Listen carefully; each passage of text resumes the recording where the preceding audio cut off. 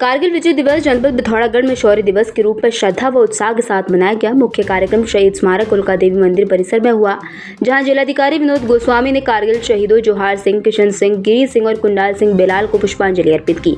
वीर नारियों को शॉल उड़ाकर सम्मानित किया गया। पुलिस बल ने गार्ड ऑफ ऑनर प्रस्तुत किया। स्कूली बच्चों ने देशभक्ति गीत गाए।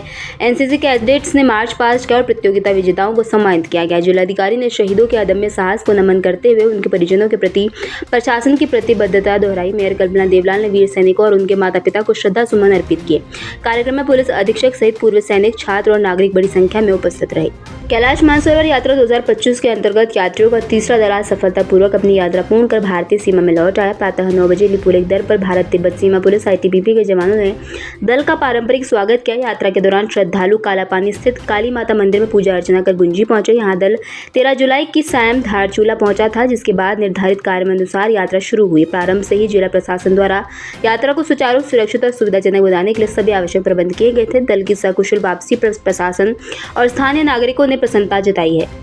श्रम प्रवर्तन विभाग से प्राप्त निर्देशों के बाद नगर व्यापार संघ की नगर व जिला इकाइयों की संयुक्त बैठक व्यापार संघ भवन में आयोजित हुई। जिलाध्यक्ष जनक जोशी, महामंत्री नवल किशोर रावल, नगर अध्यक्ष तपन रावत सहित अन्य पदाधिकारी बैठक में मौजूद रहे। निर्णय लिया गया कि आगामी सोमवार को होने वाले चुनाव के दिन पिथौरागढ़ नगर के समस्त व्यापारिक प्रतिष्ठान खुले रहेंगे। संज्ञान व्यापारी से अनुरोध है कि वह अपने कर्मचारी एवं कारीगरों को मतदान हेतु अवकाश दे तथा उसके साथ वेतन न काटे। ये निर्णय भारत सरकार और राज्य निर्वाचन आयोग के दिशा निर्देशों के अनुरूप लिया गया है। व्यापार संघ ने सभी से लोकतंत्र के पर्व में सहभागिता सुनिश्चित करने की अपील की है। यशोदा देवी 24 जुलाई को टांगा ट्रॉली से उतरते समय नदी में गिरकर घायल होगी। उनका इलाज पिथौरागढ़ के एक निजी अस्पताल में चल रहा है। यूथ कांग्रेस जिलाध्यक्ष विक्रम दांगू ने नायब तहसीलदार के माध्यम से जिलाधिकारी को पत्र भेजकर शीघ्र मुआवजा देने की मांग की। उन्होंने कहा कि यशोदा देवी आर्थिक रूप से कमजोर है और इलाज का खर्चा उठाने से असमर्थ है। साथ ही दानू ने टांगा, मोतीघाट, बरम, गोलभा सहित अन्य क्षेत्रों की ट्रॉलियों पर PRD जवानों की तैनाती और ग्राम सभा पत्थरकोट की रतगढ़ी ट्रॉली की मरम्मत की भी मांग की। उन्होंने चेतावनी दी कि मांग नहीं मानी गई तो आंदोलन किया जाएगा।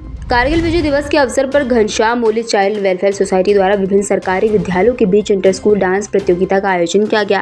कार्यक्रम का शुभारंभ सीनियर जज मंजू देवी ने दीप प्रज्वलित करके किया। प्रतियोगिता की शुरुआत राजकीय माध्यमिक विद्यालय पुनेड़ी से हुई, जहां विद्यार्थियों ने उत्साहपूर्वक प्रस्तुति दी। चंडाक विद्यालय में भी आयोजन सफल रहा। इसका उद्देश्य बच्चों को सांस्कृतिक और कला से जोड़ना तथा प्रतिभा को मंच देना था। इससे बच्चों में आत्मविश्वास बढ़ा और उन्होंने कारगिल विजय दिवस का महत्व समझा। साथ ही प्रधानाचार्य व शिक्षकों ने भी इस पहल की सराहना की। इस दौरान संस्था के गिरीश चंद्र, मंजू बोहरा, भावना और रिया चौहान भी उपस्थित रहे।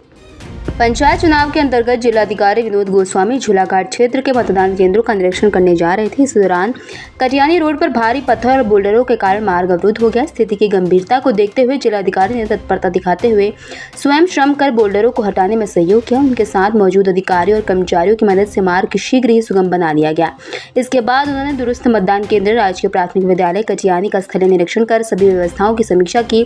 ये घटना प्रशासनिक जिम्मेदारी और मानवीय संवेदनशीलता का प्रेरणादायी उदाहरण बनी, जिससे आमजन में विश्वास और प्रेरणा का संचार हुआ। इस दौरान तहसीलदार सदर विजय गोस्वामी समेत अन्य अधिकारी भी मौके पर मौजूद रहे।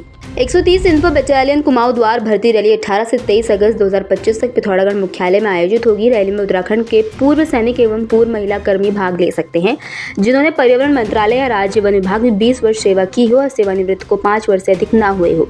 भर्ती में JCO, GD, सिपाही, लिपिक, रसोईया, बढ़ई, सफाई वाला, धोबी, दर्जी, उपकरण मरम्मत कार्य, नाई और लोहार समेत कुल 115 पदों पर नामांकन किया जाएगा। चयन प्रक्रिया में दस्तावेज जांच, शारीरिक प्रशिक्षण, मेडिकल और साक्षात्कार शामिल है। इच्छुक अभ्यर्थी 18 अगस्त को सुबह 6 बजे सभी जरूरी दस्तावेजों सहित रैली स्थल पर पहुंच सकते हैं। रुद्रप्रयाग जिले के केदार घाटी के चमोली गांव में बीती रात बादल फटने से भारी तबाही मच गई। अचानक आई तेज बारिश और भूस्खलन की वजह से 3 मकान पूरी तरह मलबे में समा गए हैं, जबकि कई घर घाई की ओर लटक गए हैं। देर रात तेज आवाज और मलबा गिरने की आशंका से ग्रामीणों ने समय रहते भागकर जान बचाई।